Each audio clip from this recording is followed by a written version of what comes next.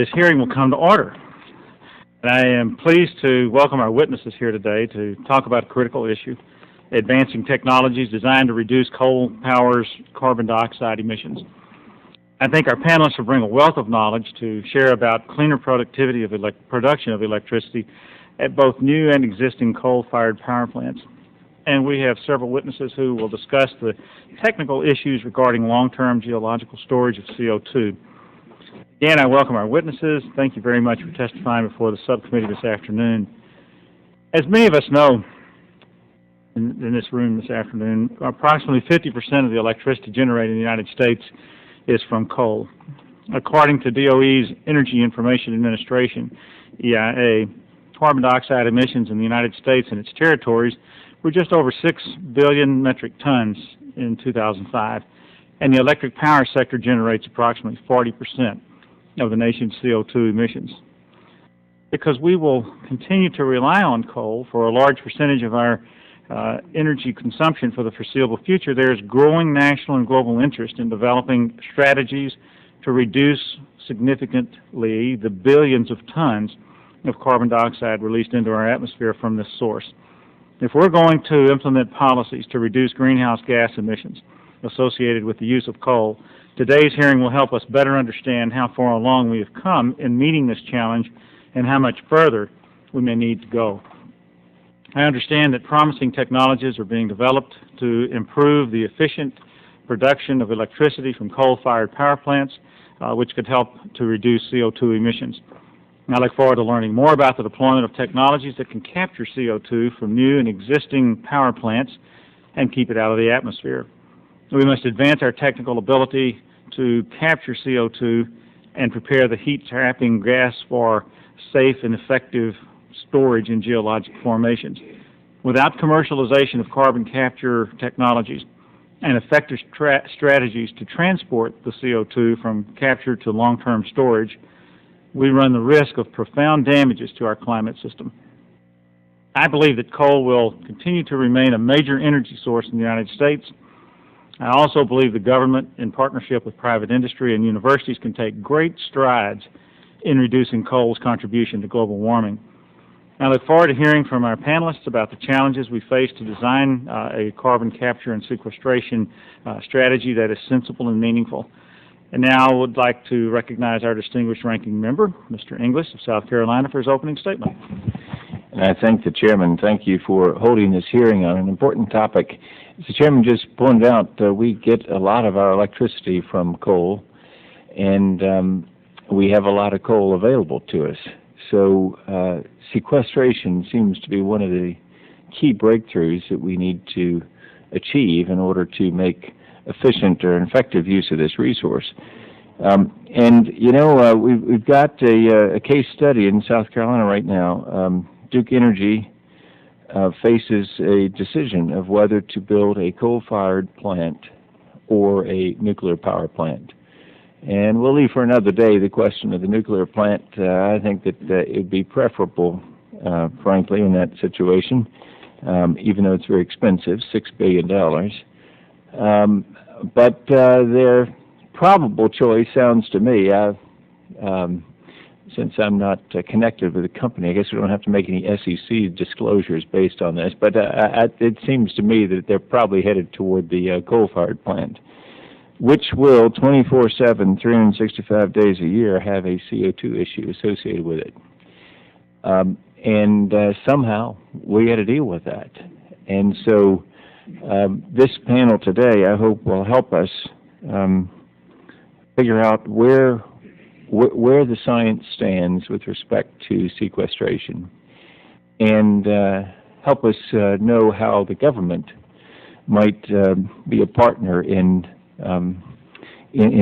funding some research, or in being the early adopters or the regulators that would cause this technology to advance and make it so that that plant, if it's built as a coal plant, doesn't create the harmful side effects that we're all concerned about in climate change.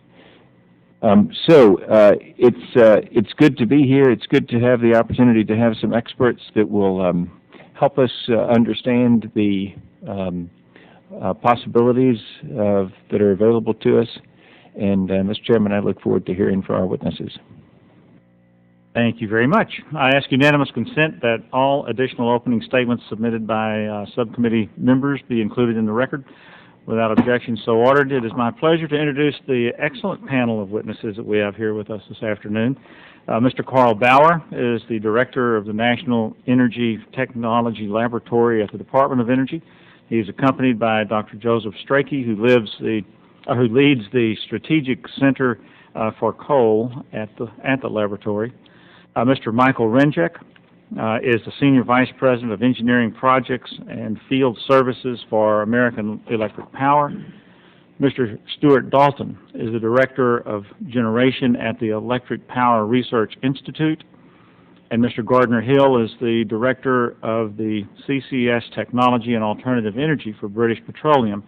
And at this time, I yield to my colleague from Illinois, Mr. Costello, to introduce our fifth witness, Dr. Finley. Robert. Mr. Chairman, I thank you, and I thank you for calling this hearing today on this important topic. Dr. Robert Finley is the Director of Energy and Earth Resources Center for the Illinois State Geological Survey. Dr. Finley is the head of a regional carbon sequestration partnership in the Illinois Basin aimed at addressing concerns with geological carbon management. We look forward to hearing from him today as well as the other witnesses, and I might add that we've had the opportunity to discuss this important issue with Dr. Finley in the past, and we look forward to hearing his testimony and the testimony of the other witnesses. I thank you, Mr. Chairman. Thank you, Mr. Costello. You will each have 5 minutes for your spoken testimony. Your full written testimony will be included in the record for the hearing. And when each of you has completed your testimony, we will begin with questions. And each member will have 5 minutes to question the panel. Bauer, would you begin, please? Thank you, Mr. Chairman and members of the committee. I appreciate this opportunity to provide testimony on DOE's advanced clean coal technologies and the program of carbon capture and storage. Our economic prosperity was built upon abundance of fossil fuels, and we have approximately a 250-year supply of coal in the United States. The continued use of this secure domestic resource is critically dependent on developing cost-effective technology options to meet our environmental goals, including the reduction of carbon dioxide. Carbon capture and storage, or CCS, offers a great opportunity to reduce these potential emissions, and the U.S. and Canada are blessed with an abundance of potential geologic storage capacity for CO2. We could, in fact, store the annual CO2 emissions associated with all current energy production and use in North America for a period of about 500 years.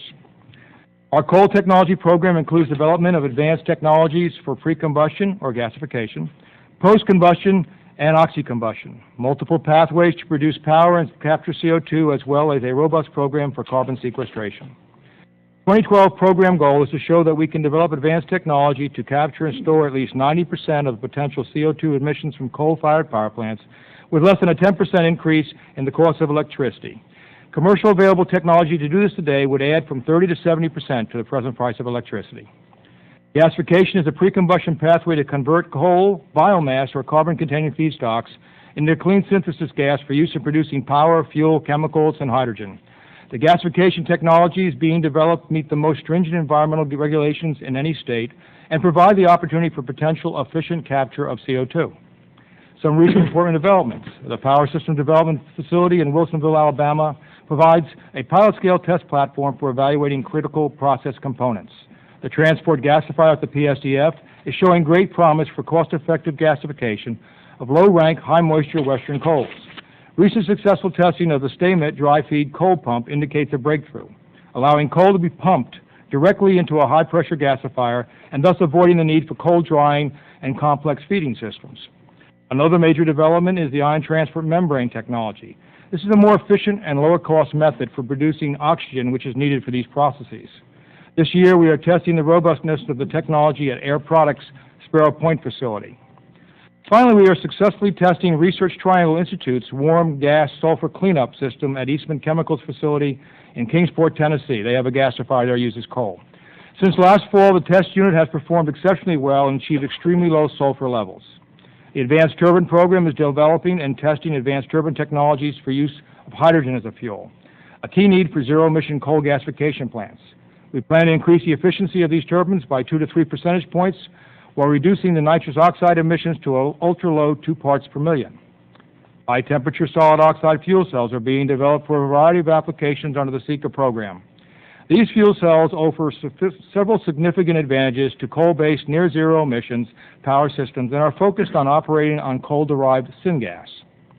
DOE's carbon sequestration program leverages basic and applied research with field verification to assess the technical and economic viability of CCS. The key challenges for this program are to demonstrate the ability to capture and store CO2 in underground geologic formations with long-term stability, develop the ability to monitor and verify the fate of the CO2, and to gain public and regulatory acceptance. DOE's 7 regional carbon sequestration partnerships are engaged in a major effort to develop and validate this CCS technology in different geologies across the U.S. DOE also recognizes the importance of the existing fleet of coal-fired power plants in meeting energy demand and possible future carbon constraints. Research is being pursued to dramatically lower the cost of capturing CO2 from these plants. FutureGen project is an industry-government partnership designed to build and operate a gasification-based, nearly emission-free coal-fired electricity production plant. The 275-megawatt plant will serve as a large-scale laboratory for the validating the commercial readiness of the technologies that are emerging from the base coal R&D pipeline.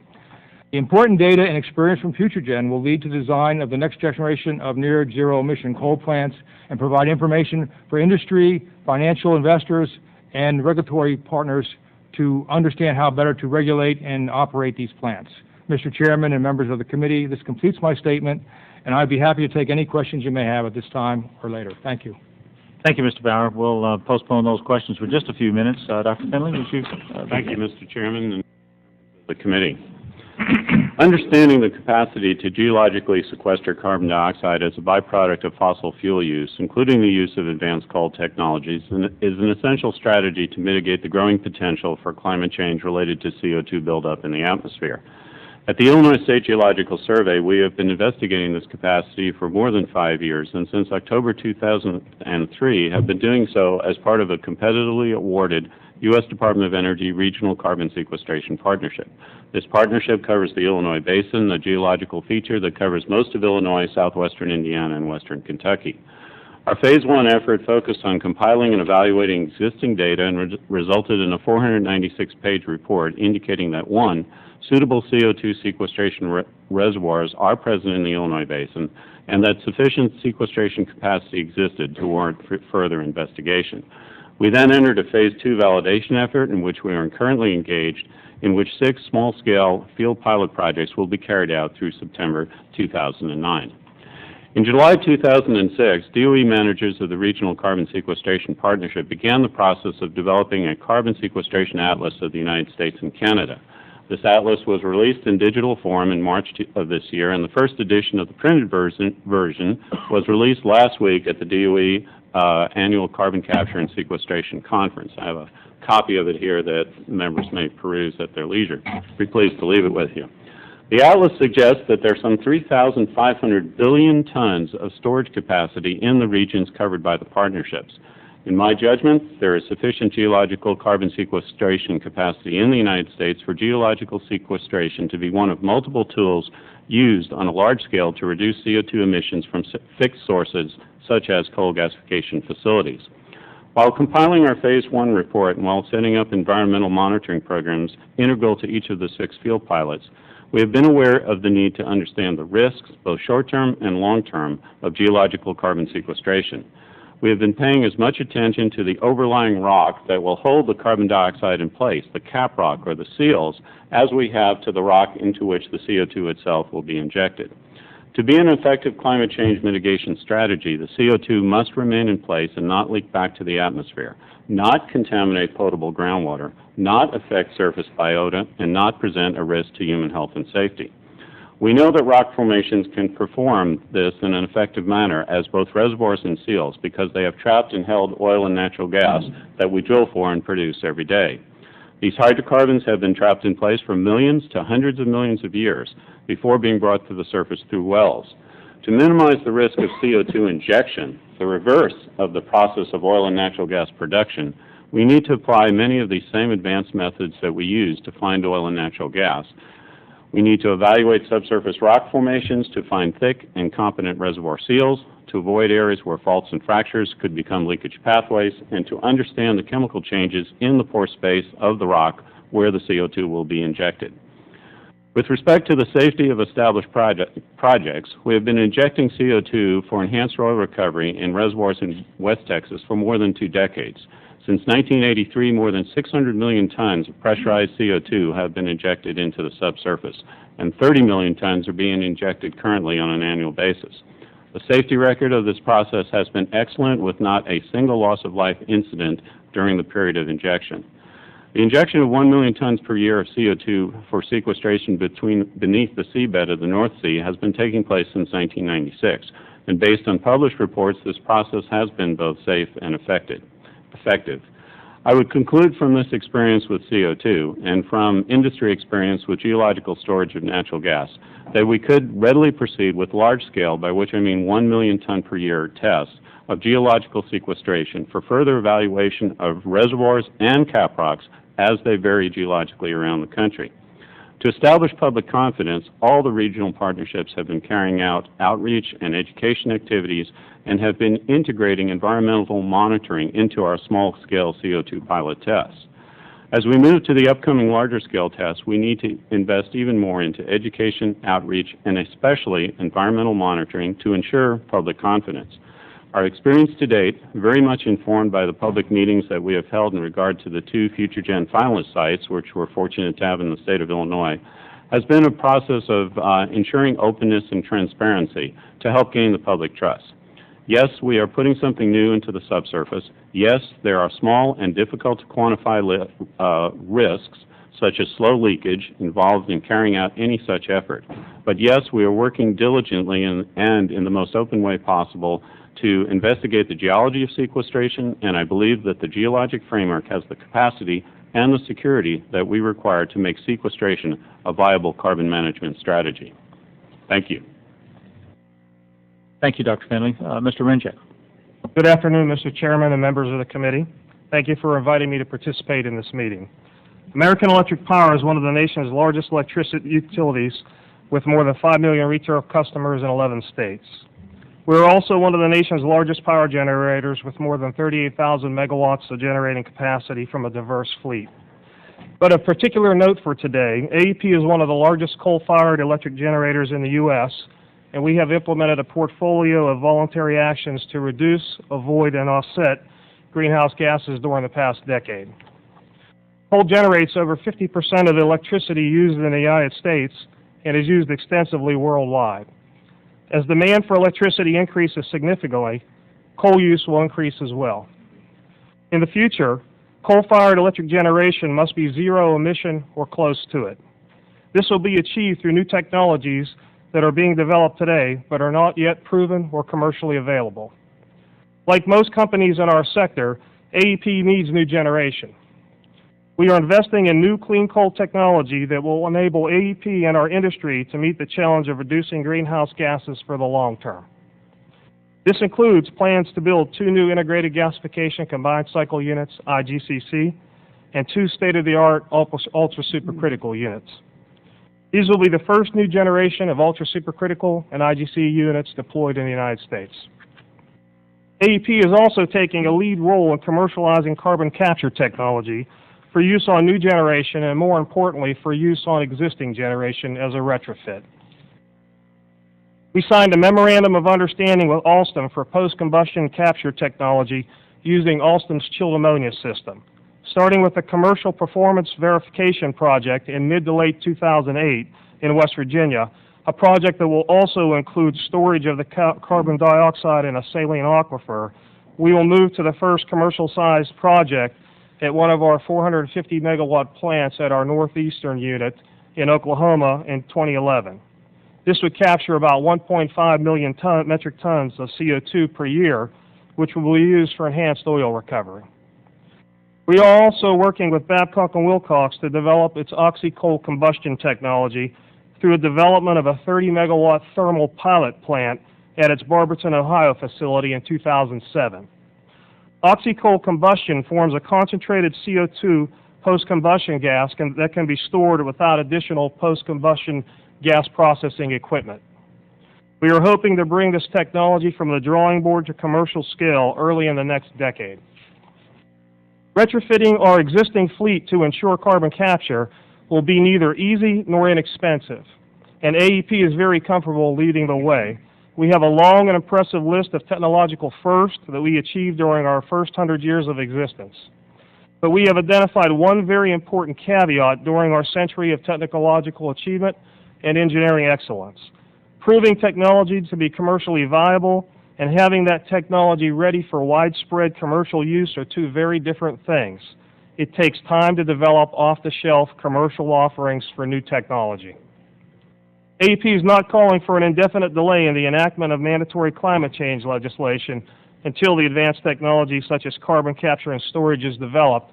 However, as the requirements become more stringent during the next 10 to 20 years, and we move beyond the availability of current technology to deliver those reductions, it is essential that requirements for deeper reductions allow sufficient time for the demonstration and commercialization of these advanced technologies. How can you help? It is also important to establish public funding as well as incentives for private funding for the development of commercially viable technology solutions, as well as providing the legal and the regulatory framework to facilitate this development. AEP believes that the IGCC and carbon capture and storage technologies need to be advanced, but the building of an IGCC and the timely development of commercially viable carbon capture and sequestration technologies will require additional public funding. AEP and others in our sectors have already invested heavily into research and early development of technologies that may eventually be commercially viable solutions to capture and store greenhouse gas emissions. For this reason, separate investment tax credits are needed to facilitate both the construction of IGCC plants now and the development of CCS technologies for future use. American industry has long been staffed by excellent problem solvers.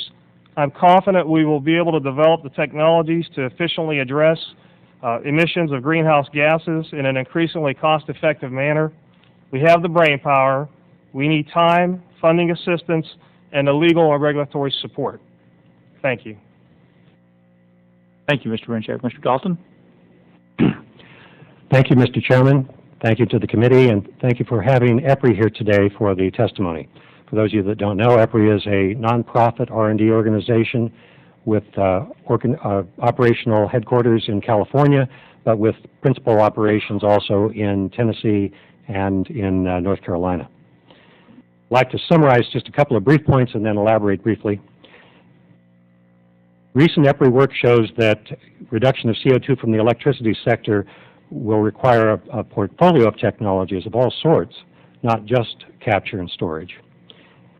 Efficiency improvements, which we haven't talked about much yet today, in cold-phase generation can be implemented in both new and existing plants. CO2 capture and storage, which we have talked about, will be an important CO2 reduction method, but there is no silver bullet technology, and it will not be easy or cheap. Accelerated R&D is needed in all types of coals and technologies, as well as for large-scale storage of CO2 to prove effectiveness. And finally, policy and research needs to match this accelerated approach to efficiency enhancements, CO2 capture, and storage. To expand on these briefly, recent analytical work by EPRI estimates that in order to significantly reduce CO2 from the electricity sector, the U.S. will need to improve efficiency of electric transmission, and use efficiency, renewables, nuclear, as well as improvements in coal and carbon capture and storage. The latter two being the subject of today's hearing. There's no single silver bullet, but there is a veritable arsenal of technology being developed worldwide that needs to be demonstrated and deployed. Multiple coal technologies with carbon capture and storage will need to be demonstrated across the range of U.S. applications. Our projections are that, and those of others, are that coal will continue to be used, and it will need to optimize efficiency and CO2 capture and storage as a major part of the overall CO2 reduction program. Existing and new plants can improve efficiency and reduce CO2 per megawatt hour, per unit of power produced, by a variety of equipment and operational changes. Some of these can be accomplished through operational and minor equipment changes. Some will require significant modifications and new equipment. All types of coal-based generation are capable of improving efficiency for new units. Significant programs are underway in the U.S. with regard to that. Over the next 20 years, we believe the improvements can achieve CO2 reductions of up to 20% per megawatt hour without additional CO2 capture. MIT Future of Coal report, National Coal Council upcoming report, both lead to this same sort of measure. It will require a sustained R&D effort and substantial investment in demonstration facilities. One example, the DOE, Energy Industries of Ohio, Oak Ridge National Lab, EPRI, as well as the equipment suppliers have been working on next generation superalloys for some years. But there is no demonstration path going forward at this point toward a ultra supercritical coal technology of the advanced type in the U.S. as there is in Europe. Technical barriers to reduce CO2 include cost and energy use of capture and the assurance of safe storage, as we've talked about. We believe CCS costs and barriers can be overcome through a joint public and private research, development, demonstration effort. We believe that they can be integrated into all types of new coal power plants, combined cycles, IGCCs, pulverized coal, fluidized bed combustion, oxy-fuel, and that demonstrations are vital. In our opinion, no advanced coal technology is economically preferred for adopting CCS. When you add capture, it becomes a horse race, in our opinion. If you use today's technology to capture, compress, transport, and store, you may see a cost increase in pulverized coal plants of 60 to 80%, 40 to 50% for IGCC plant, in our estimation. With an aggressive research, development, demonstration program, these costs can be brought down. Sites for long-term storage are regionally available throughout the U.S., yet there are major challenges to overcome, as you've heard. Specifically, we believe large-scale, greater than 1 million tons a year demonstrations need to commence as soon as possible, and legal and regulatory framework needs to be established for long-term ownership and liability. We believe there are gaps in the policy toward to quickly pursue this research, but primarily policy toward establishing long-term liability for CO2 storage when proper safeguards are in place. We believe there are pathways for this, and that industry and government need to act now to move this forward to improve efficiency, capture, and guiding principles for storage. Thank you very much. Thank you. Mr. Hill. Mr. Chairman, ladies and gentlemen, I feel honored to be invited here today to talk about CO2 capture and storage, and indeed heartened that the Science and Technology Committee are holding a hearing on this technology, given the potential it has to play a critical role in helping address the climate change problem. Many of the elements of CO2 geological storage have been practiced for over 30 years, and activities such as enhanced oil recovery, where we typically use CO2 to inject into oil reservoirs and flush more oil recovery, in the gas storage operations, where gas is stored underground, so we have availability and operability of the gas system, and in acid gas injection operations. Something in the order of 20 million tons of CO2 per year is currently injected into geological formations for EOR, so we already have a lot of experience. So what have we learned about CO2 geological storage over this time and through subsequent technology R&D? Well, we know the best rocks for CO2 storage are depleted oil and gas fields and deep saline formations. Now, these are layers of porous rock, typically very deep, below a kilometer, and they're located under an impermeable rock known as a cap rock, which acts as a seal to the main reservoir. The Intergovernment Panel on Climate Change, the IPCC, has estimated the technical potential for CO2 storage is likely to exceed 2,000 gigatons or 2,000 billion tons of CO2, with the largest capacity likely to exist in saline formations. So given that today's CO2 emissions are approximately 24 gigatons of CO2 from fossil fuels, geological storage has the capacity to store about 70 to 100 years of all emissions from fossil fuels. On the other hand, others have estimated that CCS has the potential to contribute a quarter of the emission reductions required to address climate change. And in that scenario, you can envisage 400 years of CCS storage. But additionally, a critical thing to remember about CCS is its flexibility and adaptability. And when CO2 is stored through the use in an EOR operation, as I discussed earlier, there's a genuine win-win for the environment and energy security. But what are the outstanding risks in the matter of CO2 storage? Well, it turns out this is not dissimilar to today's oil and gas industry. Local health, safety, and environmental risks associated with geological storage can be comparable to risks of current activities such as natural gas storage, EOR, and deep underground disposal of acid gas, provided best practice is applied in 4 key areas. The first one is site selection. The second one is the design of the storage and the operation of the storage facility. The third one is putting in place a robust monitoring program to validate your understanding of the storage system. And the fourth one is site abandonment, so you have integrity and seal of that storage site. Now, over and above these 4 areas, there are 2 critical frameworks I think are necessary to help manage these risks and ensure we have consistency in the way CO2 is stored. And one is the important regulatory framework for CCS, and the second one is CO2 storage, a site certification framework, so we have a consistent standard applied. So what are the things we should consider when selecting a storage site? Well, I think there are 3 primary things to bear in mind. The first one is capacity. Does the site have enough space to store a large amount of CO2? The second one is injectivity. Can you actually get the CO2 in the rock and actually fill it up? And the third one, importantly, is integrity. Will the site store the CO2 for the time frame required? So that means you need to understand the competence of the structure, of the stratigraphic trap. You need to understand the faulting within the geological structure, because that could contribute to a leak or indeed compartmentalization of the rock, so you don't get access to all the pore space. You need to understand the geochemistry, the number of wells you need to store the CO2, and the design of the wells, so you have integrity for the life of the installation. But as I said before, a key element is the performance prediction. And we have to have a monitoring and verification program to validate the understanding of the storage site. Now, secure storage actually increases over time, and that occurs through an interaction of 4 different trapping mechanisms. So projects can be engineered to enhance the trapping, and hence it's important to understand the role that each of these mechanisms play when selecting a storage site.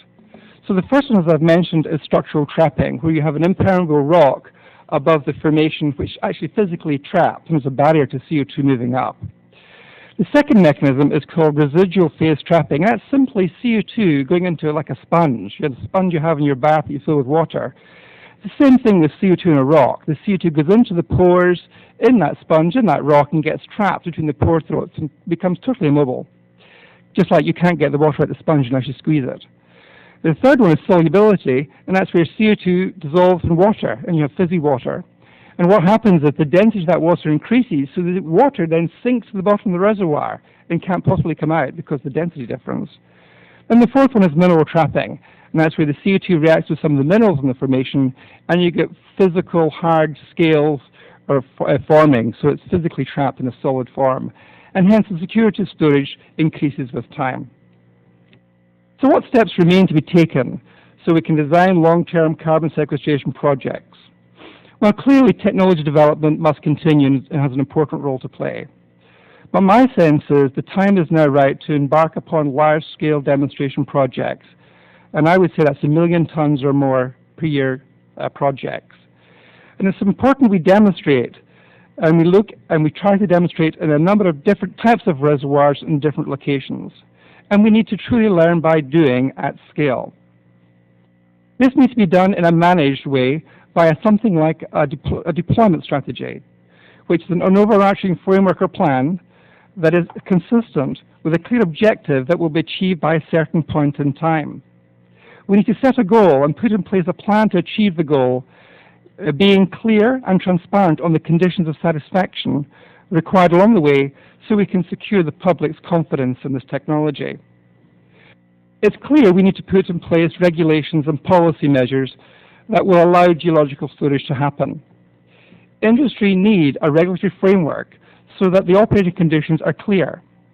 And industry need a policy framework so we can define the necessary business and commercial conditions for CO2 storage. We need to also identify and remove roadblocks to technology, and I'll give you two examples. One roadblock, potentially, is what happens to any liability associated with CO2 storage after a storage site is full and safely abandoned. Another example could be who owns the pore space. The mineral laws in the U.S.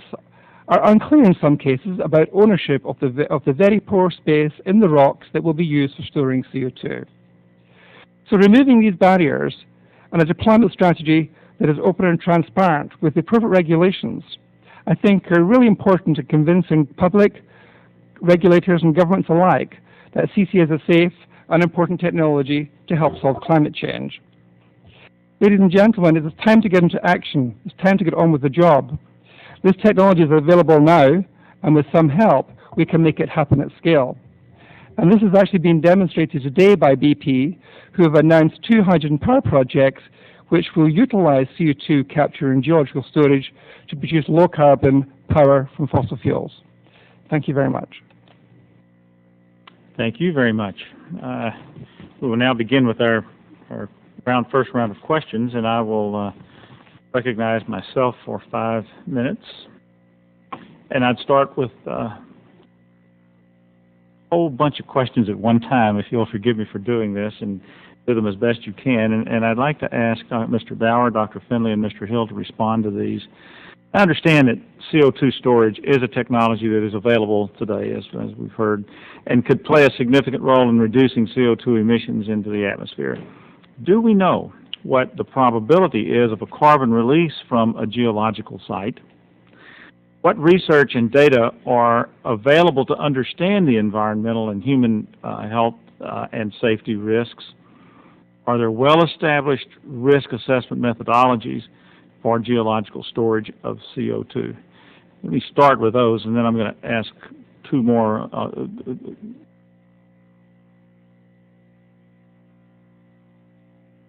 Well, I think with regard to the probabilities of release, I think, yes, there is a probability of release. It's very difficult to quantify at this point in time.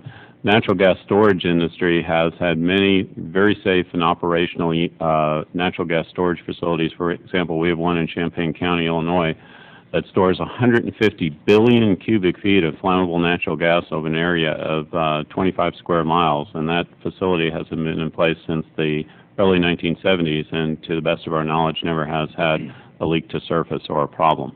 So we have some analogies out there. We need to take advantage of those analogies, and I think with the advent of the large-scale testing that is being proposed here and that we're moving toward on the regional partnerships, it's really going to give us an opportunity to put in place a series of sensors, observation wells, and the like that I think will really begin to try and take this largely qualitative understanding and move it over into the quantitative arena as you suggest.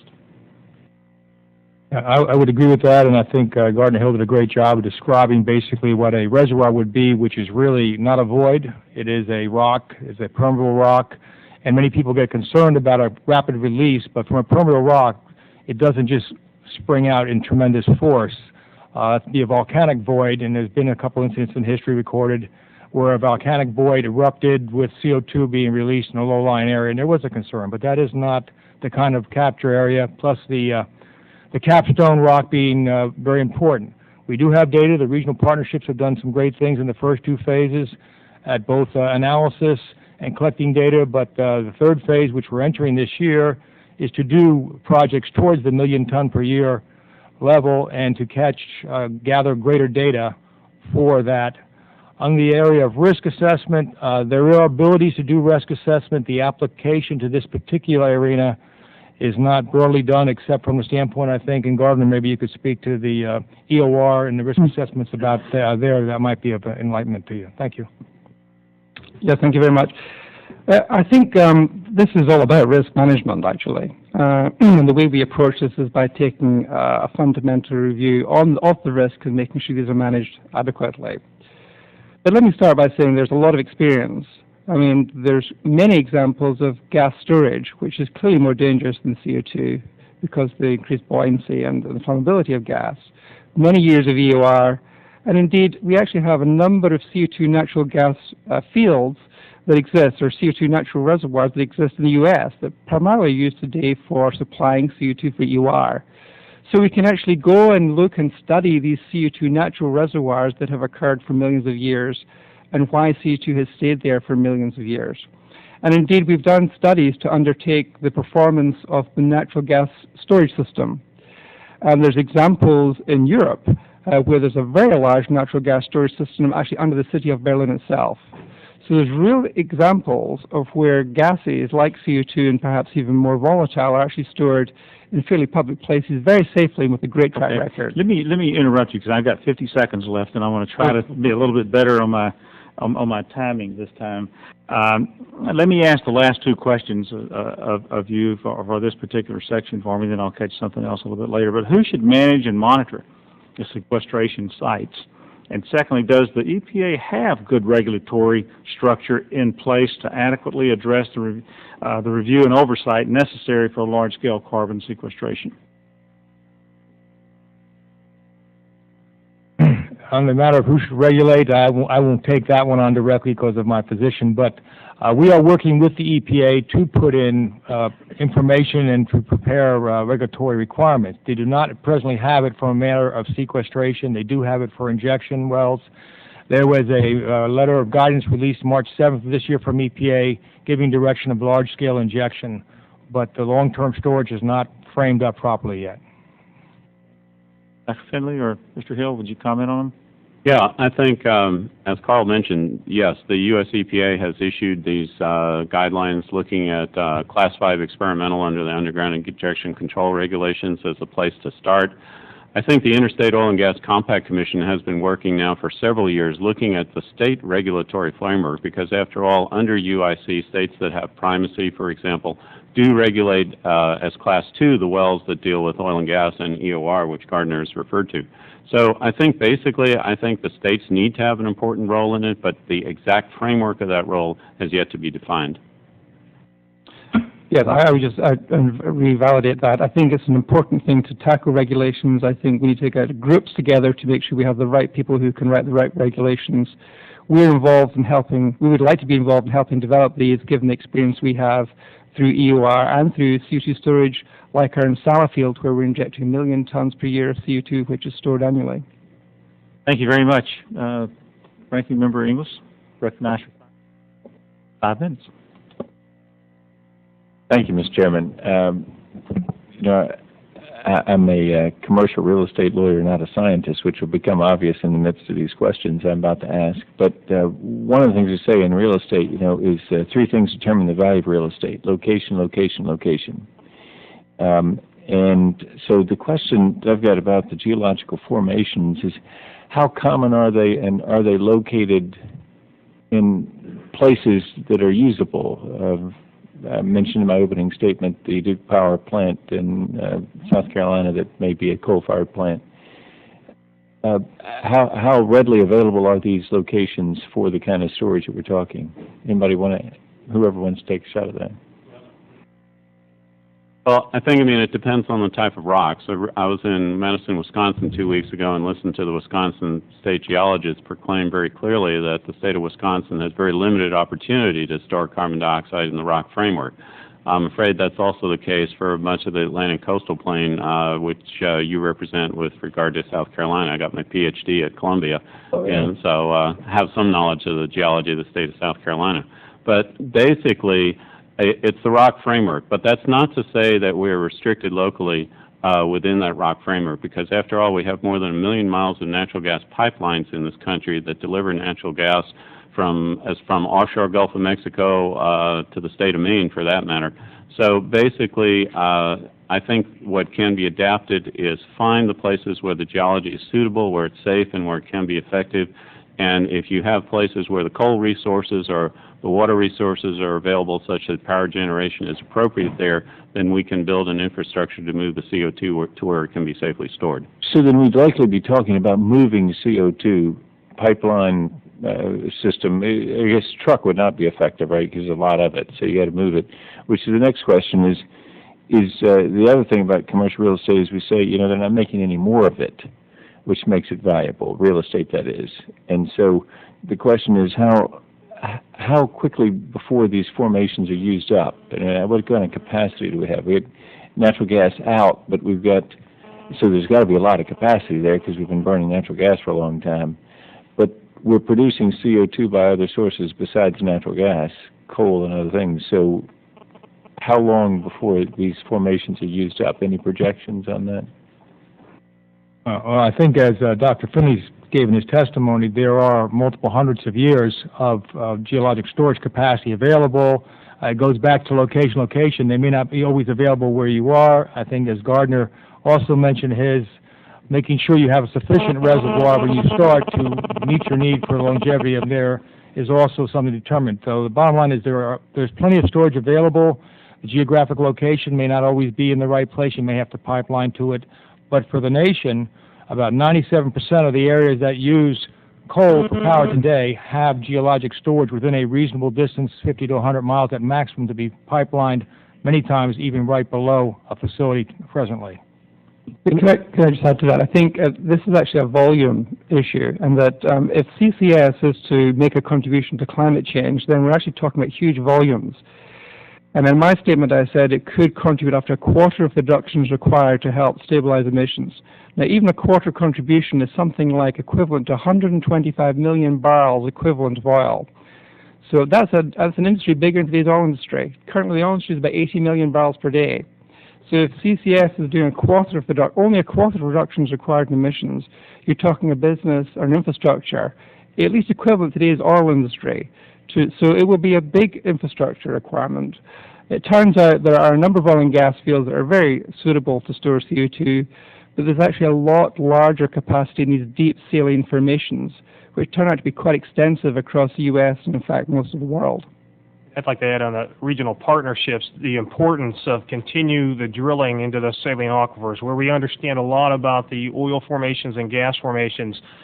These rock structures, in some cases, are 9,000 feet below the surface.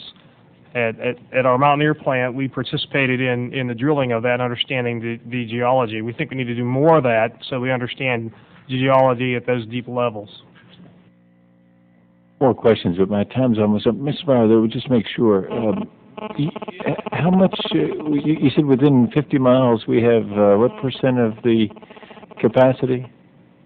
And when we did the atlas, which Dr. Finley held up, and I have a couple of digital versions I'd be glad to leave with the committee, identified that there were plenty of reservoirs, and the regional partnerships cover about 97% of the land mass of the United States, which also happens to coincide to about 97% of the power plant areas, and well within that realm, there is pretty much sequestration availability for most of those plants within a reasonable transmission framework. And going with what Gardiner said, we're talking mainly with saline aquifers as well as oil and gas fields that would be expended or used for EOR before expending. Mr. Costello, you are recognized. Mr. Chairman, thank you, and I thank all of the witnesses for their thoughtful testimony. I'd like to try and clarify a few points and then ask a few questions as well. One is that I think it's important to clarify that while CCS technology will enable our power plants to operate more efficiently and enable them to not only operate more efficiently but reduce emissions, that there are legitimate reasons why utility companies in the coal industry is not using the technology today. And until the technology is ready to be deployed on a commercial scale basis, I believe that a mandate from Congress to capture and store all carbon dioxide underground will in fact shut down coal plants across the country, which will of course drive up consumer electricity bills and convert existing power plants to burn natural gas.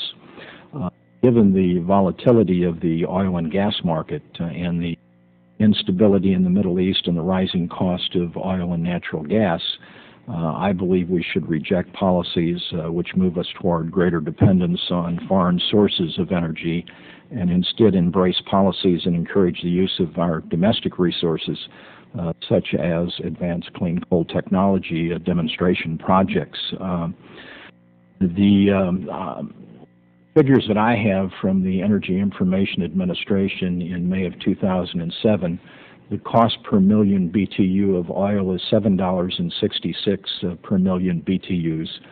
Natural gas is $7.53, and coal is $1.73. So I think it's very evident the cost differences natural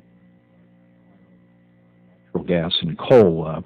Today's hearing, of course, has shed some light on some of these issues and also brings out the fact that there are significant challenges to overcome, such as the readiness of the technology, the capital cost, and long-term liability issues, which was touched on. And I think that we in the Congress must first address these issues before we can implement a CCS technology mandate. With that, I'd like to pose a few questions and to try and clarify a few points. Mr. Hill, in particular, I read your written testimony, and you state that carbon dioxide storage, also known as sequestration, is a technology that is available today. And I wanted to clarify a point and to make certain that I understand that you are referring to carbon sequestration technology for enhanced oil recovery. Is that correct? No, I'm not only referring to oil recovery. I think the technology and know-how for storing CO2 in oil and gas reservoirs independent of enhanced oil recovery is available today. And I can point to the two well-known examples of where that occurs. Under the North Sea, the Sachs Formation has been storing 1 million tons per year of CO2 for 10 years.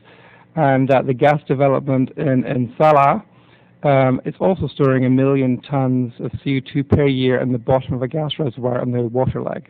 Is anyone currently capturing CO2 on a underground on a full large-scale basis in the United States? I'm not aware of a full-scale application in the United States. Any of the other witnesses like to comment? There is a plant in North Dakota that captures from gasification, not from power production, but from gasification of coal, about 2.7 million tons a year, and it's shipped north to an enhanced oil recovery, and there is some testing as to how much will stay in that oil recovery field. So that is one application.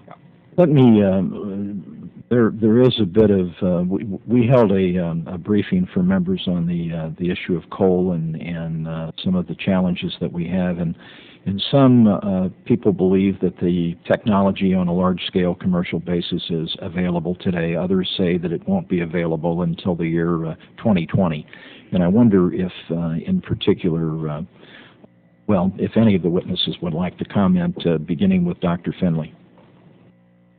Well, I think that would be a little pessimistic in my view. I think in view of the experience in Sleipner, which is the North Sea project, in Salah in Algeria, and the Rayburn project, and the natural gas storage, I think saying that we cannot do this until 2020 would be, in my view, a bit conservative.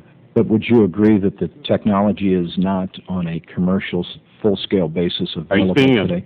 Well, let me ask you, are you speaking of the capture or at the power plant versus the ability to put it in the ground? The capture at the power plant is not available. Right. That is correct. Ability to put it in the ground from a source such as the Dakota Plains gasification plant, where we have a relatively pure stream available, that technology is there. And in your judgment, Dr. Finley, how long will it be? Of course, you've got to give your best guess. Before the technology is available to capture it at the power plant on site? I think we need certainly perhaps 6 to 10 years of intensive development to focus on that capture, basically to scale up some of the processes that we've seen today and make them widely available. Two more quick questions before I run out of time here. Would you agree that if in fact the Congress enacted a mandate to capture all and to sequester underground all CO2 emissions in the short term, that in fact would shut down most of the coal-fired plants in the United States today and force them to convert to natural gas? I think that would be a fair statement, yes. The last question, and I'd love to hear from the other witnesses, but I'm about out of time. Maybe we'll have a second round. But Dr. Finley, some have suggested to members of the subcommittee and to the Congress that I've heard that we have a 250-year supply of coal. Others say that if we continue to use coal and, in fact, can sequester the CO2 and move forward using additional coal, that we're going to run out of coal in the short term. And I wonder if you might give your estimate as to the coal supply in the United States. Well, I think your number is correct. Approximately 247 billion tons of defined reserves. We use about 1.1 billion tons a year, so that number is indeed very close. I think some of the Sasol experience in South Africa suggests we can get about 2 barrels of hydrocarbon liquids for each ton of coal.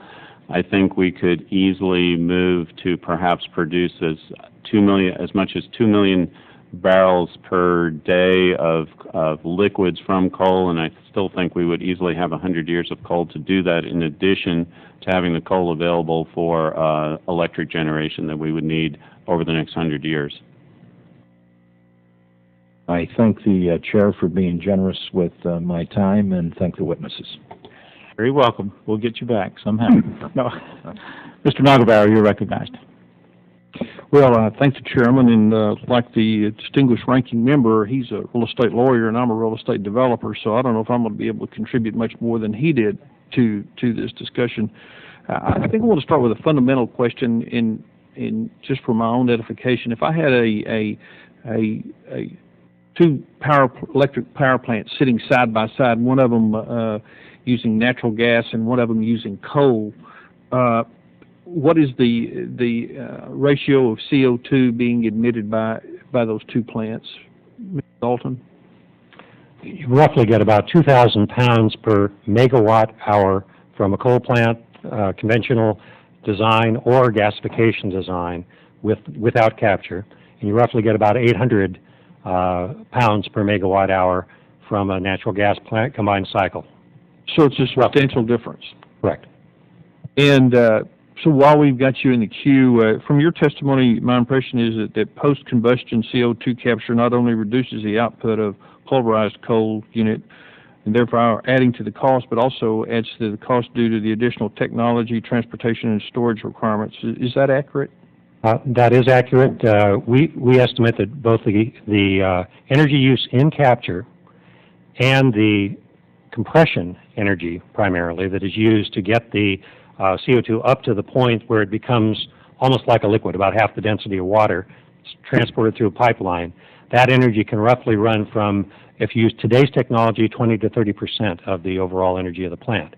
Again, we're looking at a lot of new technologies, both for compression and for capture, that will reduce that, but that's the kind of range that we're looking at.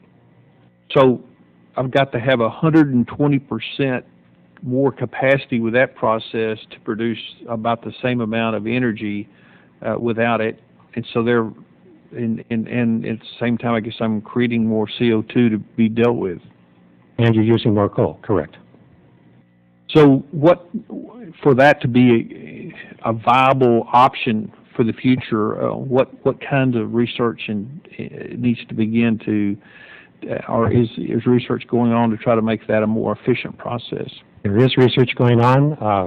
Carl Bauer referred to several pieces of that work that's going on. There's research going on both the, if you will, the chemical plant that's in front of the power generation, which is gasification, and the chemical plant that's in the back of more conventional plant to capture the CO2. Unfortunately, we haven't found anything yet that's the perfect absorbent material that grabs it very easily, captures it very easily, and then when you want it to, wants to let it go very easily. If it is easy in the capture side, it doesn't tend to want to let it go. And this is what takes all the energy, is to try and make it let go of the CO2. Yes, Mr. Henry.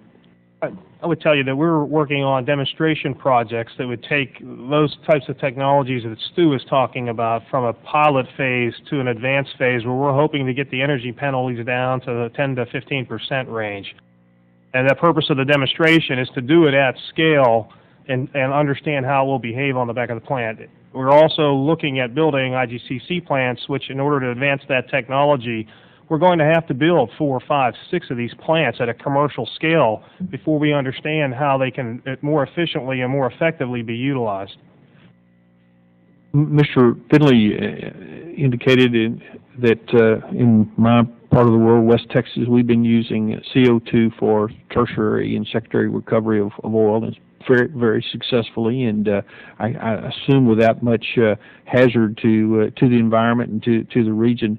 I guess the other question is what kinds of research is going on where we could, rather than just putting this CO2 in the ground and disposing of it, of using CO2 for other kinds of activities? Is any of that kind of activity going on? Yes, sir. There is some other work looking at using CO2 for more rapid plant growth, algae growth, taking the algae as a quick uptake of CO2 and then converting it to a biodiesel. There's a couple of different experiments around the country. Arizona Power Service is doing one at a fairly large scale off of a plant out, and they're moving it up to Four Corners area right now. There's a couple others I'm aware of where they use a pond rather than a bioreactor. And those seem to hold promise, although the magnitude of the CO2 generated across the nation, that would only be one of the tools. It would not solve the problem totally, but they are looking at using CO2 as a working fluid to capture energy and move it elsewhere. And in fact, even oxy combustion plants previously mentioned looked at recycling CO2 as part of the working fluid in operating the plant, keeping it cooler. Thank you, and thank the chairman. Thank you, Mr. Nagelbauer. Ms. Giffords, you're recognized.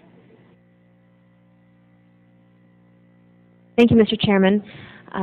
I realize I wasn't here for the earlier questions and some of the testimony, but I hail from the great state of Arizona, where 90% of our electricity in the city of Tucson is generated from coal. Over 50% of our state's energy is generated from coal, but we are the fastest growing state in the nation, and new coal plants are being proposed for southern Arizona and across the state as well.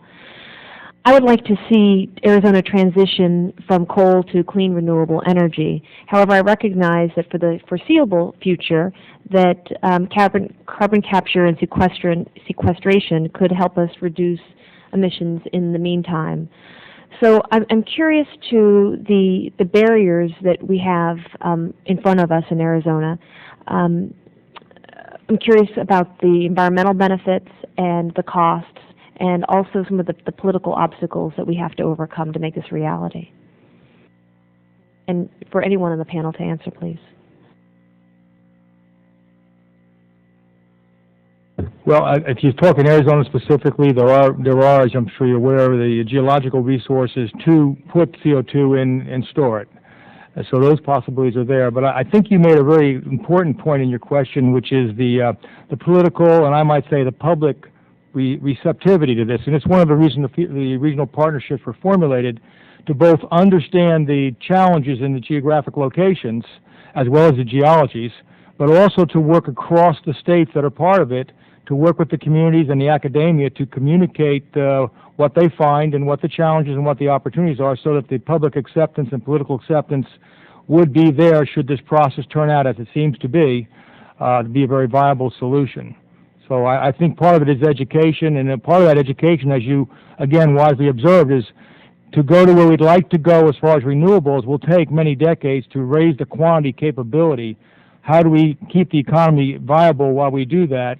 We're going to have to use what we have, which is basically coal, natural gas, and others, which are more carbon intensive. Thank you. I'd like to add that we have been working with the West Carb Regional Partnership in the West. There is some small-scale work being planned with the Salt River Project as one of the organizations we're working with.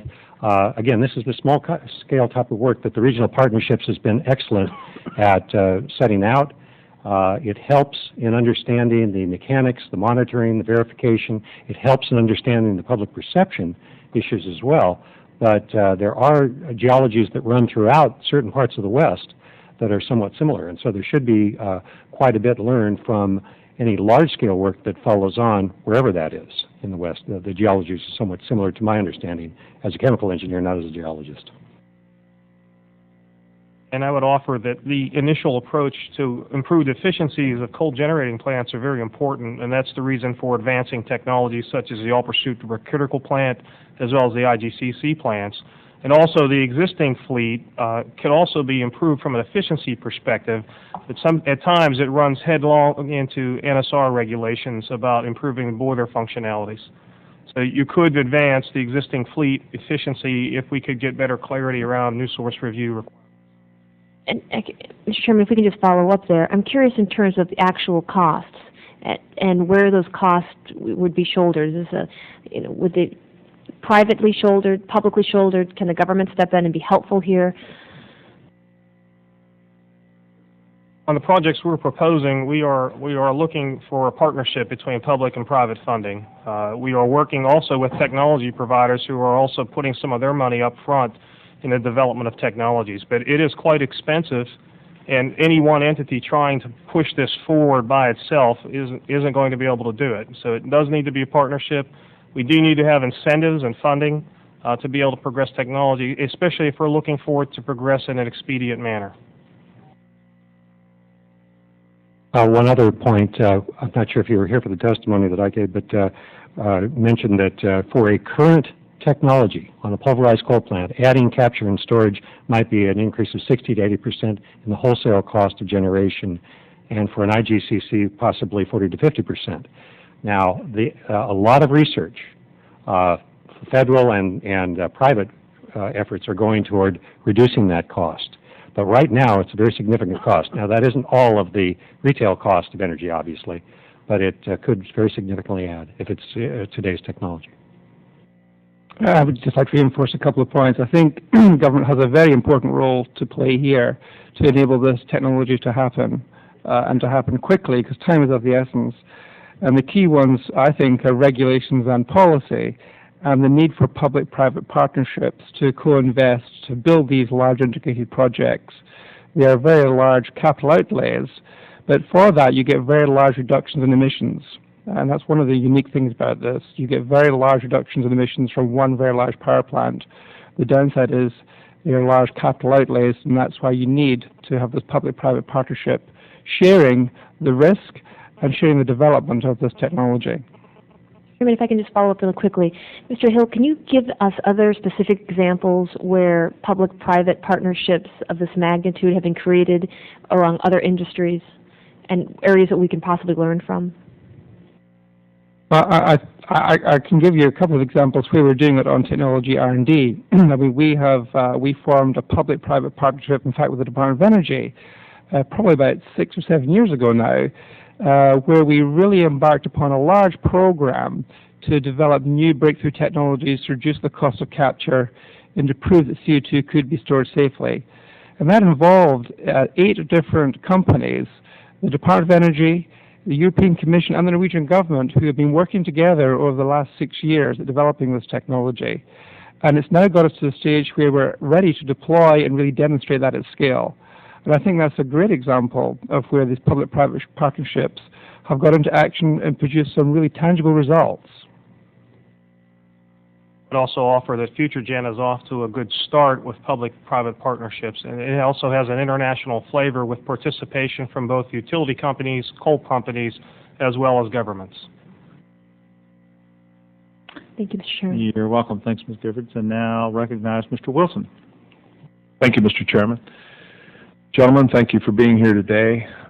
I represent the state of Ohio, or Ohio 6th Congressional District, which is coal country all along the Ohio River. We have some interesting things going on there, and I'd sort of like to present them to you and be interested in your comments, and the panel in general, not just a specific person. But we have a coal-to-liquid plant being proposed by the Bard Corporation, and it's going to be in southern Columbiana and northern Jefferson County along the Ohio River. But again, trying to tie together the Armed Services contract with who will take the fuel for jet fuel, and be able to marry the two together so that the fuel that is produced will have an automatic market for it, and again trying to protect the investors, because we're looking at this thing long term, not just something that if oil happens to hit $35 a barrel, we have to be able to secure that investment.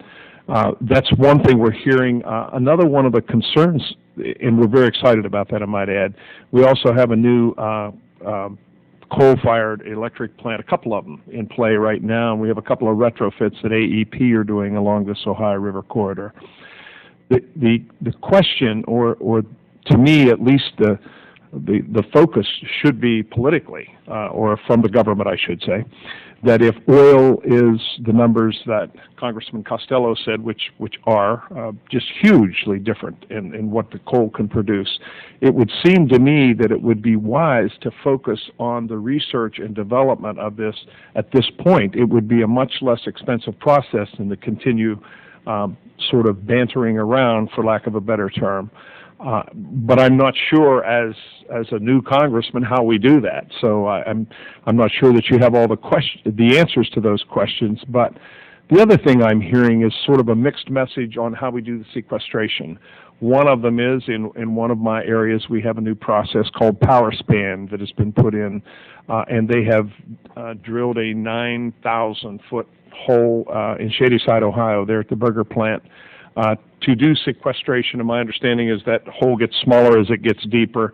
I missed the first part as far as pipeline, and I believe, Mr. Chairman, what we were saying is that this could be piped off into other areas. It doesn't have to be sequestered right on site. Is that what I'm hearing there? The second thing, in ways of doing or capturing the CO2, was that of the algae process. And my understanding in dealing there with the people at the Voinovich Center at Ohio University, we're talking about the algae being applied to, at least this is my understanding of it, large sheets of it, if you will, and then the carbon would be captured and could somehow be reused then as a coke in producing steel. So just some of those thoughts, if perhaps you could help me get some clarity on those. Mr. Rencheck? We are trying to develop an IGCC plant in Meigs County, Ohio, and had applied for the incentive tax credits, but the incentive tax credits were only enough to cover 2 facilities. 2 facilities won't be enough to keep the IGCC technology advancing. We need to have more funding in that area to be able to build and advance those plants. As far as the power span technology, it's very similar in the type of technology that is being produced by Alstom, who we have teamed with. It uses a chilled ammonia process for capturing CO2. With the hope of the chilled ammonia process, it would reduce the overall power requirements of the plant, where Stu had said upwards of 30%. Again, we're hoping to get it to a power penalty of around 10 to 15%, so it would advance that. And funding is needed to move these projects forward as well if we are expecting to do this in a timely manner. Just to add, EPRI has also been working with the First Energy and Power Span organization on their past work at the plant, and are involved in the planning for the next phase. This, again, is part of the regional partnerships work for injection of CO2 at the Burger Station. We think that there are a number of promising technologies. When we did a recent screen, we came up with about 3 dozen different promising technologies, and I'm sure we didn't cover them all. There are some that are still at different stages of development. This is an area where we think in parallel, not in the normal sequential arrangement of first you do the very small scale work, then you do the pilot, then you do the large scale up. We're going to have to work on multiple technologies at the same time with an aggressive R&D effort, and we've been putting together some of these different plans for different technologies. I have in my hand one that's called Coal Fleet. We have a program called that RD&D Augmentation Plan for Integrated Gasification Combined Cycle Power Plants. This has been put in the public domain. We have others that we've been working on for combustion. We believe that there are lots of things that need to be pressed right now and pressed rapidly and as a public-private partnership. As part of the regional partnership, we have also drilled a 9,000-foot hole just further down the Ohio River on the West Virginia side. Being able to inject in both of those locations will give us a very good understanding of the rock formations and the capability in the area, in the regional area, of being able to sequester and store CO2. So we're looking to progress both of these projects as part of the regional partnership. One of the things, I think your earlier question was focusing on R&D and how you get actually things done at this scale. One of the things I can share with this hearing is what's been done in Europe. And the European Commission have set up a technology platform for zero emissions power. And I think two key things have come out of that. Well, probably three key things have come out of that. One is a strategic research agenda, identifying all the research that's required. The second one, I think, is probably the most key, and that is a deployment strategy. What needs to get done to enable this to be in place and actually happening at commercial scale by a certain date? And the third one is setting a time when this will happen. And President Barroso, in the recent energy announcement, in fact, January this year, announced that by 2020, their plan is to have all fossil fuel power plants to require carbon capture and storage, otherwise they won't be permitted. So I think that was, and I mentioned this in my statement, I think it's really important to have a plan, have a target, and then have a research and deployment strategy to enable you to achieve that objective. And one of the things the platform in Europe has done is brought together government, industry, utilities, all sectors of industry, as well as equipment suppliers, academics, and NGOs to work this together, given that context and the goals that have been set. Chester. And not deploy further coal generation would inhibit and retard the ability to make that generation more efficient over time. As Dalton said, working to technologies in parallel will help us to get to the end solution faster. And as an example, an IGCC technology, its first commercial plants will occur with AEP and with potentially Duke Energy and Florida at a 600 megawatt level. They have not been built yet in the States. Not to continue developing that will slow the development of the gasification process technology as it integrates with the combustion turbine processes. If I may, Mr. Chairman, I know the red light's on, but I'll just... Go ahead. The DOE has a plan and a roadmap to go forward on these various challenges, and that's part of what the budget is based on. Of course, within the limited confines of funding availability, we have to make decisions. But the program both develops technologies for efficiency as well as carbon capture. Many of the things that were talked about in regional partnerships have all been funded through the DOE, and the PowerSpan technology is actually an NETL patent that was licensed to PowerSpan.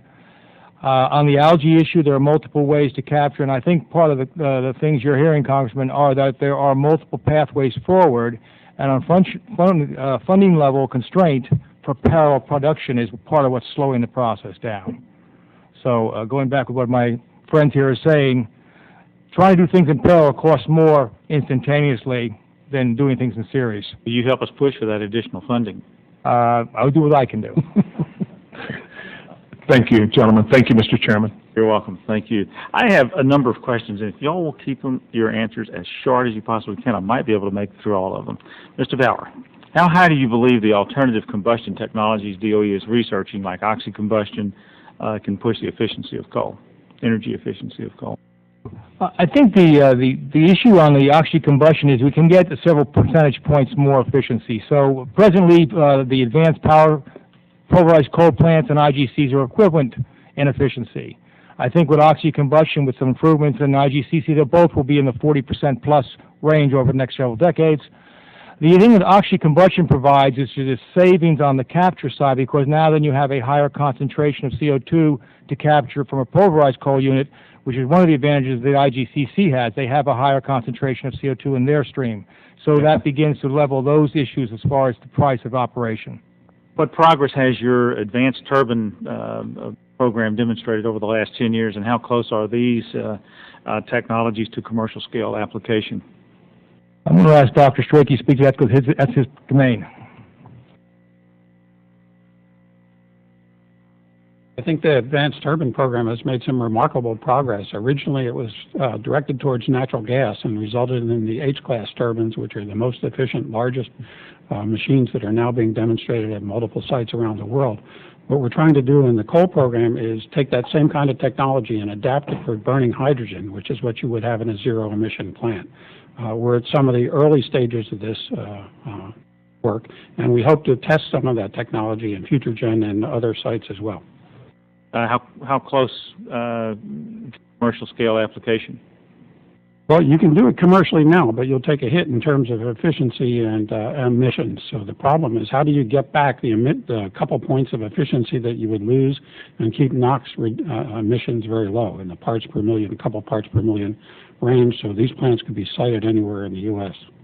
Thank you. Mr. Rencheck, pulverized coal plants can achieve very high efficiencies with supercritical or ultra-supercritical steam pressures and temperatures that can reach 1,400 degrees Fahrenheit. You mentioned AEP's lead on development and deployment of more efficient coal power plants. I understand these extreme conditions can cause problems for the materials used in the power plants. Who is conducting the primary research in these areas? Could you explain some of those material issues? Is there sufficient investment in these advanced technologies, either from the federal or private? The easiest way to explain it, an existing subcritical plant metallurgy, if you take it to the ultra-supercritical level that we are building right now at a little over 1,100 degrees, the piping system that would normally last 75 years in a supercritical plant would probably last about 2. So the metallurgy advancements to get to 1,400 degrees take quite a bit more research and development. It's primarily being pursued in Europe and Asia at this point in time, with a little funding in the U.S. It does need additional funding to be able to advance those metallurgies and technologies forward. There is some work going on with U.S. companies at this point, but it's not at a level that would advance it in the near term. Dalton? I might add, under the sponsorship over the last about 6 years from the U.S. Department of Energy, the Ohio Coal Development Office, and with a team that includes the major U.S. boiler and turbine manufacturers, as well as specialists, and EPRI is part of that team and actually leads some of the technical work. We've been looking at some of those more advanced materials. There are very few materials. They also tend to be extremely high alloy, meaning high nickel. And for the same reason that we've taken the nickel out of the nickel in the U.S., it's gotten very expensive. It's very expensive for some of the alloy materials that are being used worldwide. And this could significantly increase the cost, limit the number of alloys that could be used. So what we're looking at is the design methodologies, the tests in the field, and right now there is not enough to bring that to the full-scale demonstration and deployment stage. We're really limited to the materials work in the work that we're conducting right now with DOE. And I would just like to add, the vintage we are looking to build here over the next several years are already operating in Germany and Japan. We're behind. Mr. Dalton, in your testimony, you state that the significant energy consumption required by CO2 separation processes and other emissions technologies can reduce a plant's electrical output by as much as 30%. Are there technologies that bring about enough production efficiencies so that the output losses from CO2 separation are offset? The technologies for capture will almost always use a significant amount of energy. However, with the advancements of efficiency through things like we were just talking about in the ultra-supercritical designs, the H-turbine design as one example, the ion transport membrane for oxygen separation, put these things together and you get a more efficient front end, if you will, and a less parasitic load or a less consumptive load on the back end. The overall, we believe, can mean that in 15, 20 years, you're back up to higher efficiencies again.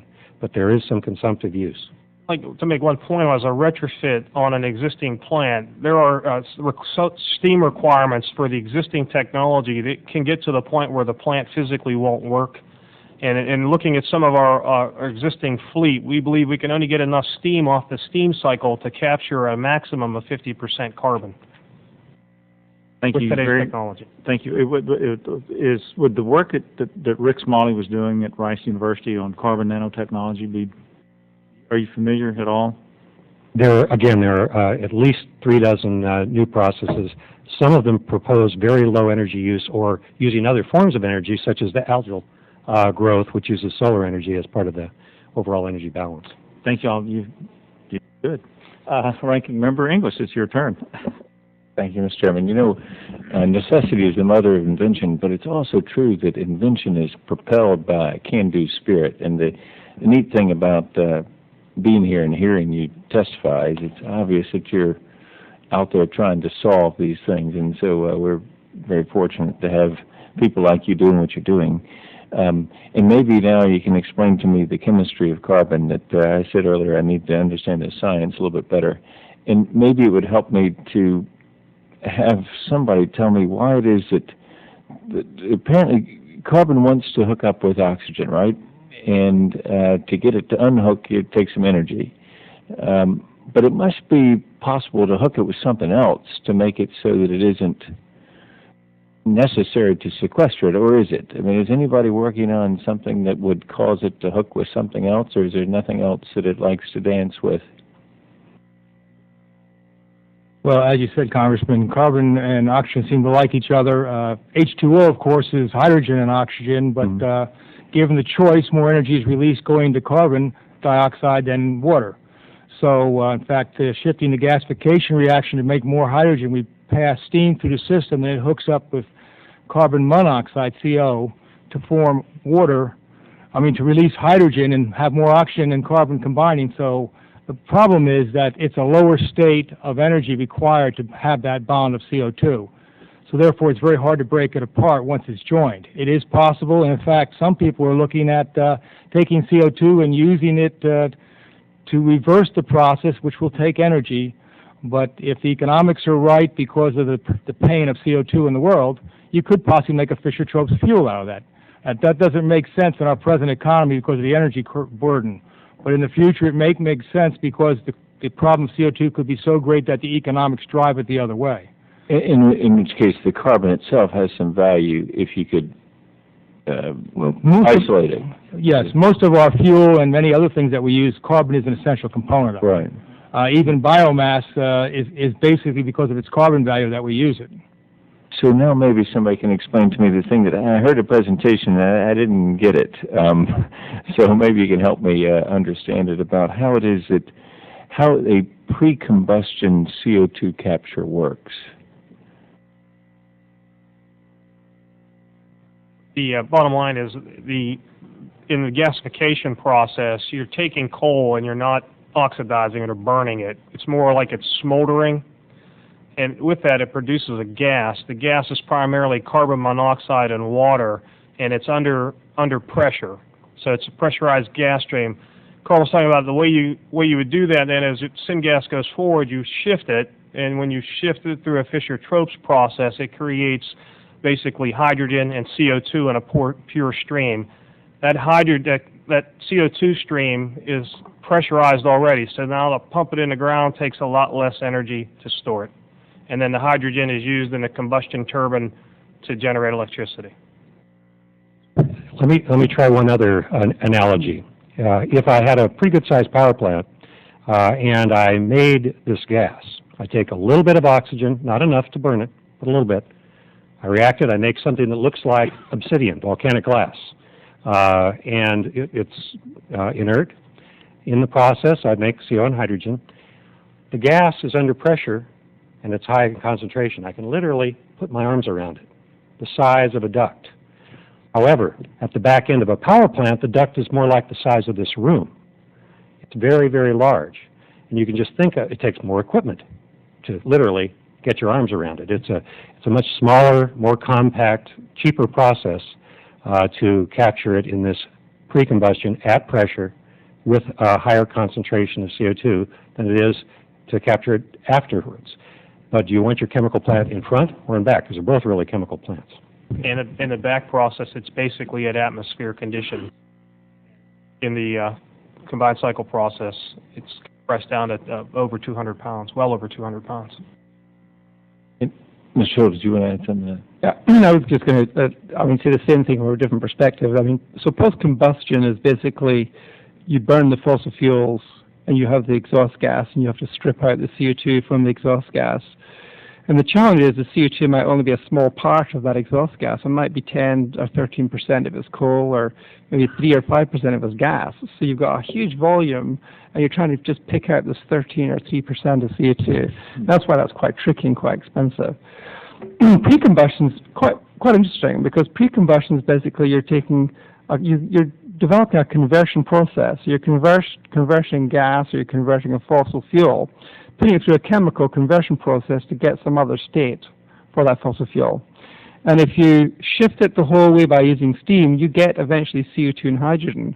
But there are other stages, other chemicals you can get before you get to CO2 and hydrogen. So it's quite a flexible technology. You could produce syngas, which you could actually put in the gas distribution system. Or you could produce other chemicals for chemical processing, as well as also making the hydrogen for power. So pre-combustion is like a conversion process of fossil fuels to some other chemical state you'd like that fossil fuel in. That does take quite a lot of energy, and the challenge is how you do that in the most cost-effective and efficient way. And I assume the economics of that aren't quite there at this point. Is that right? Is it? How far away are we from economics working on that sort of thing? Well, I think as both Stu and I have suggested, that with gasification we're looking at, say, a 30% increase in the cost of electricity. So that gives you a sense of the economics. With an existing power plant or even a brand new pulverized coal plant, not oxy-combustion, because the advantage of the oxy is you have a higher concentration of CO2 again, because you don't put all the nitrogen in the rest of the air, and nitrogen is 70% of air. So that's like 50 to 70%, depending on the design of the plant. A substantial increase in the cost of electricity. And I think what's important to realize that electricity is a low-value product, and that it dispatches, whoever has the lowest price sells it. So for someone like AEP to make an investment on a plant that they couldn't dispatch early and recover costs is a prohibitive hurdle to get over on their part. And that's part of the real issue in trying to move forward on this. I'd just like to add as well, in the combustion process for oxy, coal, and IGCC, one of the biggest cost drivers or inefficiencies of that plant is actually making the oxygen for the partial combustion. You have to take air and separate the nitrogen and the oxygen. You run it through these gigantic compressors, some of which have 45,000 horsepower motors, bigger than part of the size of this room. You actually have to make sure your grid is reinforced just so you can start these things. They're massive pieces of equipment, where some of the R&D work that Carl was talking about with membrane technology that could separate the air into nitrogen and oxygen would make that process much more efficient and much more economical over time. Chair recognizes Mr. Udall. Thank you, Mr. Chairman. I'd like to thank all you witnesses for being here. This is really important and very interesting. That goes without saying. And I, just having been here a few minutes, it's clear that carbon capture and storage technology has real promise, particularly when it comes to utilizing these vast coal reserves that we have. The DOA, as you know, has been researching this opportunity. I like to think of it in that regard through its R&D program, but I think that Congress could do more to move the technology forward. And to that end, I have recently introduced a piece of legislation, H.R. 1933, entitled the Department of Energy Carbon Capture and Storage Research Development Act. And what I would like to do is ask you, Mr. Bauer, starting with you, if you think this approach would help validate the technology and move it towards commercialization. I would add, as you begin to speak, that Senator Bingham has introduced a companion bill in the Senate, and there was a recent hearing that I'm referencing with my question. Thank you, Congressman. Yes, I'm familiar with 1933 and Senate 962, which are companion bills, and I think both bills provide a great deal of opportunity and are very positive towards dealing with these issues. I appreciate the recognition in the bill of the cost severity of trying to pursue this, which the original Policy Act of 2005 had lower numbers, but this is a substantial problem, and so the increase that you've recognized in the numbers are very good. The recognition of the regional partnerships and the contribution they are able to make, I think, is essential for us moving forward. We've done a competitive process with both academia and environmental agencies, state agencies, and other agencies of the government, national labs, and these regional partnerships are formed around that, and they have moved forward, and we're about to go into the phase of 1 million ton per year, 7 projects. I think you referenced that in the bill, and that's very exciting. So overall, I think both bills provide the opportunity to move more rapidly and aggressively to overcome this challenge and truly make it an opportunity. Mm-hmm. If anybody else in the panel would like to respond, I'd welcome your thoughts. I think 1933 also addresses that issue. I'd like to echo the sentiments that Mr. Bauer indicated. I think it's really important now that we move forward with the large-scale aspect of this, and that takes additional funding. The equipment, for example, even for a modest so-called large-scale test, 1,000-ton-a-day test, we need alone perhaps $12 to $14 million to install the equipment, large compressors that are very difficult to obtain. In fact, there's almost a year lead time just to order that equipment.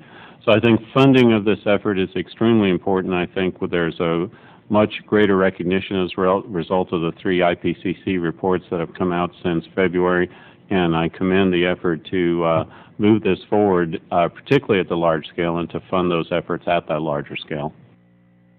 Anyone else in the panel?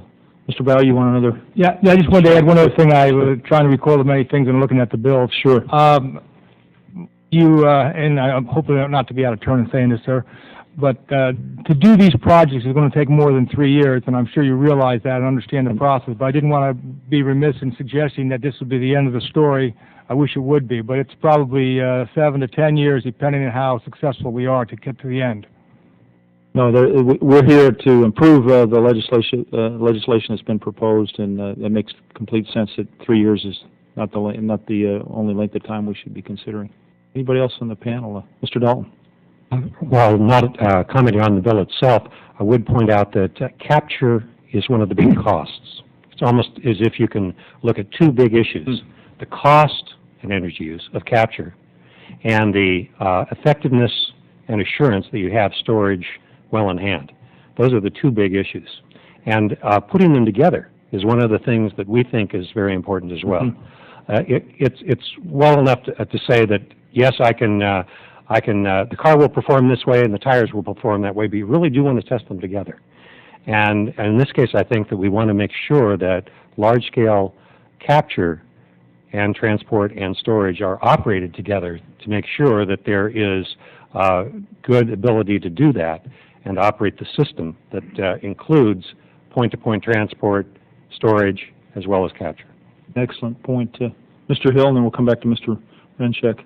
Yes, I'd just like to reinforce that point. One of the things that BP has been very active over the last 3 or 4 years is actually studying in a great deal of depth the integration of capture and storage systems through the 2 projects we have proposed, one in Peterhead in Scotland and the other one at Carson in Long Beach, California.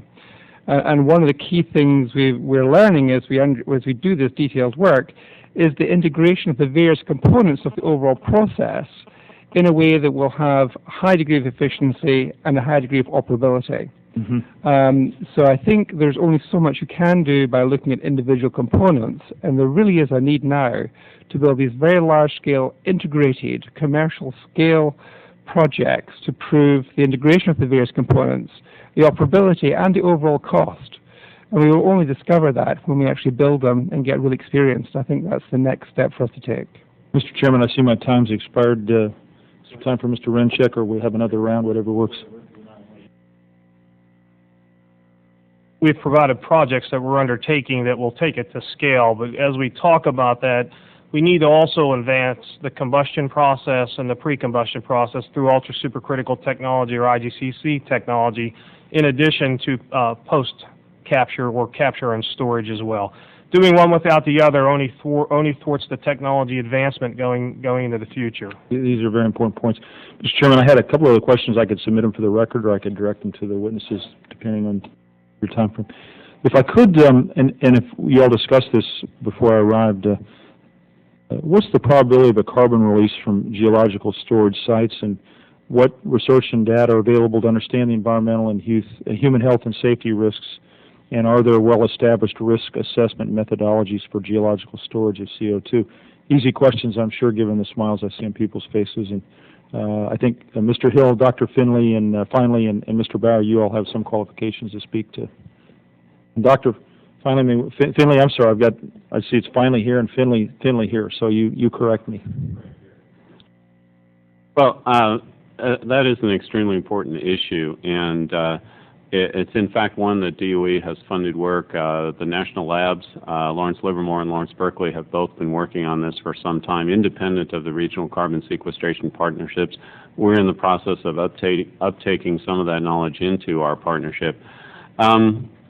I think you have to make the distinction between the so-called catastrophic release that's often cited in the press, the Lake Nyos example. I mean, I don't think we would decide to put inject CO2 beneath a volcanic lake, which is a high-risk situation, obviously. And in this case, it was natural CO2 in any event. The risks are just beginning to be quantified. There is a lot of detailed work now beginning to look at this, especially as we move forward with the large-scale injections per se. CO2 is not flammable, it's not poisonous, but yet you don't want to fill a room up with it and walk into the room and not move out. So basically you don't want it coming up obviously in people's basements and so forth. My feeling as a geologist is that the risk, there's the natural risk posed by the geology itself, and then there's a risk posed by the facilities, such as wells. I think the risk, if we carefully cite these projects and we assess the geology extremely carefully with geophysics and seismic, make sure there are no faults or fractured zones, I think that risk is relatively low. I think the larger risk, as we get many of these projects, is to make sure that the man-made infrastructure, the wells, pipelines, compressors, and so forth, are done with the utmost care. Mr. Chairman, perhaps given the votes that have been called, we could submit the rest of the others could have on the panel a chance to submit their answers for the record. And I have some additional questions I'd like to submit for the record as well.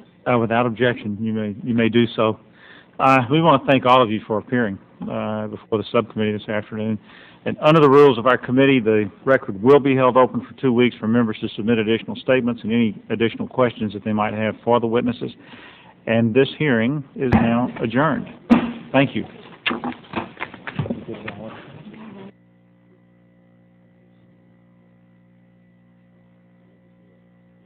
I'm glad we